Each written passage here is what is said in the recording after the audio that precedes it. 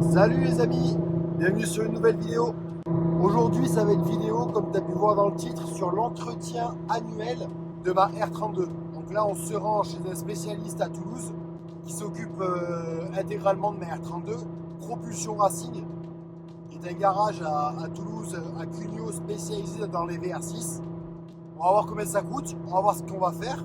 Là, c'est une révision intermédiaire quand même sympa. C'est vidange moteur, filtre à huile, vidange de boîte de vitesse. Il y a deux vidanges. Il y a eu l'Altex qui a été fait, donc là, on ne le fait pas. Là, il faut faire la boîte.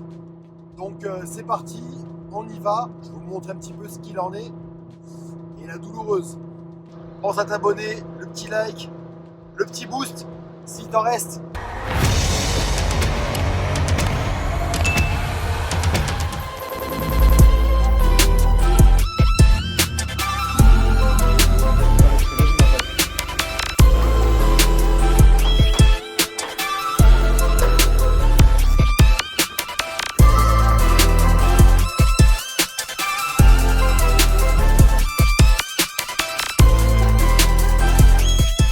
Bon, ça y est, retour de révision. La belle s'est fait une petite santé. Bon, là, c'était une révision intermédiaire, 120 000 km. On a suivi les précédents entretiens qui avaient été effectués sur la R32. Donc là, il s'agissait de faire uniquement vidange moteur, filtre à huile, ainsi que la vidange de la boîte de vitesse. C'est préconisé chez Volkswagen tous les 60 000 ou tous les 5 ou 6 ans.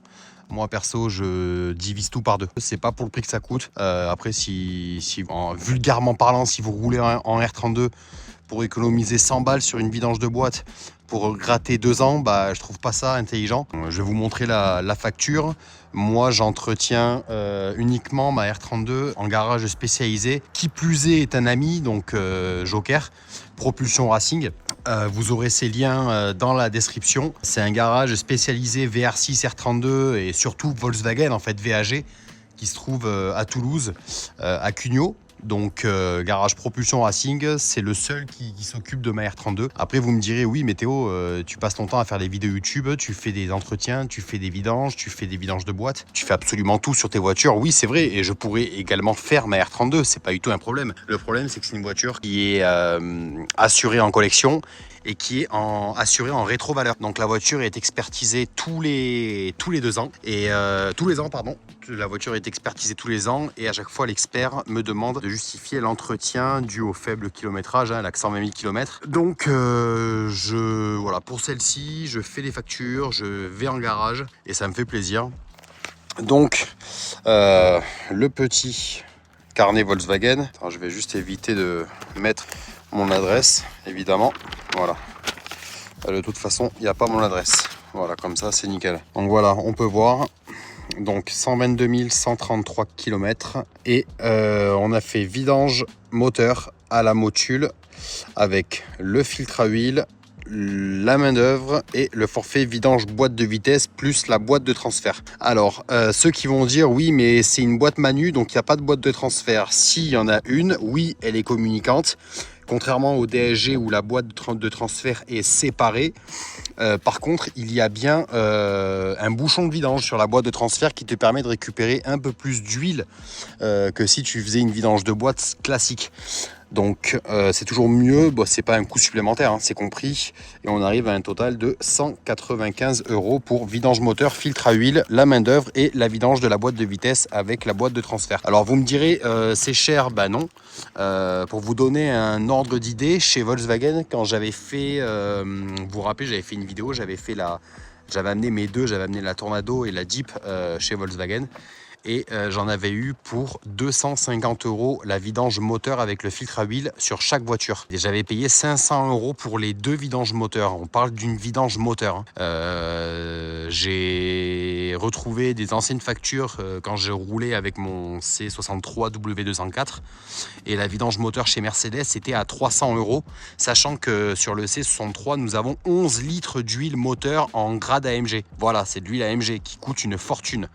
Donc là, je trouvais ça un petit peu aberrant de faire payer 250 € une simple vidange moteur chez Volkswagen. Donc voilà, après, bon, vous la connaissez. Hein. Depuis tout à l'heure, je tourne autour en vous parlant. Les petits feux US, la ligne SINRAM, les vitres teintées toujours. Le petit Instagram, je l'ai changé, je l'ai mis en bleu.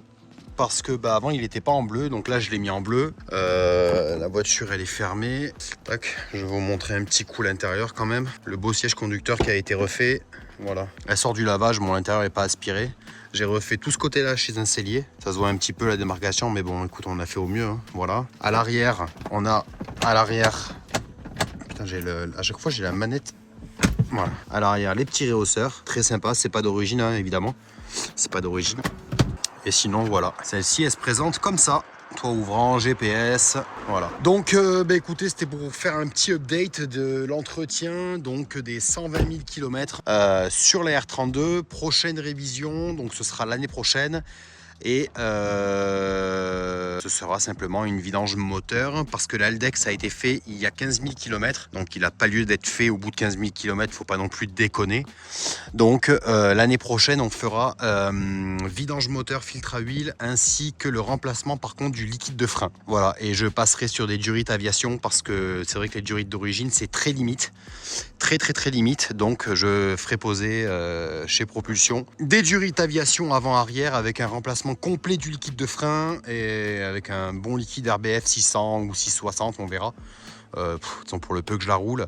Là, en 2 ans, j'ai fait 3400 km. Donc, tu vois, là, l'huile, elle devait pas être très colorée, quoi. L'huile, elle avait 3400 bornes, là. Donc, et de toute manière, ça, je vous l'ai déjà dit maintes et maintes fois, lorsqu'on vidange une bagnole, que ce soit une R32, une Peugeot, une Ferrari ou ce que tu veux, c'est à terme échu. Donc, c'est soit les kilomètres, soit l'année. Et normalement, on dit que c'est le premier qui arrive, c'est la première échéance qui arrive qui doit être faite. Donc si tu as fait 400 km ou si tu as fait 8000 km, au bout d'un an, tu vidanges. Voilà. Donc après, bon voilà, moi là, évidemment, la vidange, je devais la faire exactement normalement au mois de septembre. Voilà, on est au mois de février parce que la voiture elle est restée arrêtée pendant 6 mois, je ne l'ai pas touchée. Donc j'y pensais même plus, je devais faire la révision dessus. Donc là, je m'y suis penché, j'ai pris rendez-vous il y a 4 jours. D'ailleurs, un grand merci à Propulsion qui a pu me passer un créneau parce que là, il est overbooké sur des semaines et des semaines. Donc il a réussi à me dire, écoute Théo, tu me l'amènes là, tac tac, je te la prends, je te la passe. Donc un grand merci, il a encore fait du travail extraordinaire, il m'a tout checké. Et à chaque fois, je lui dis, hein, voilà, quand tu es dessus, tu me dis exactement ce qui ne va pas, s'il y a des trucs à revoir, à reprendre. Et là, en l'occurrence, tout va bien. Donc, c'est vraiment le top. Voilà, les amis, donc petite vidéo de la révision des 120 000 km. Si la vidéo vous a plu, le petit pouce en l'air, les commentaires, les abonnements. On n'oublie pas le petit boost s'il vous en reste. C'est 3 par semaine, donc s'il vous en reste un, c'est avec plaisir que je le prendrai. Et moi, je vous dis à la prochaine pour une autre vidéo.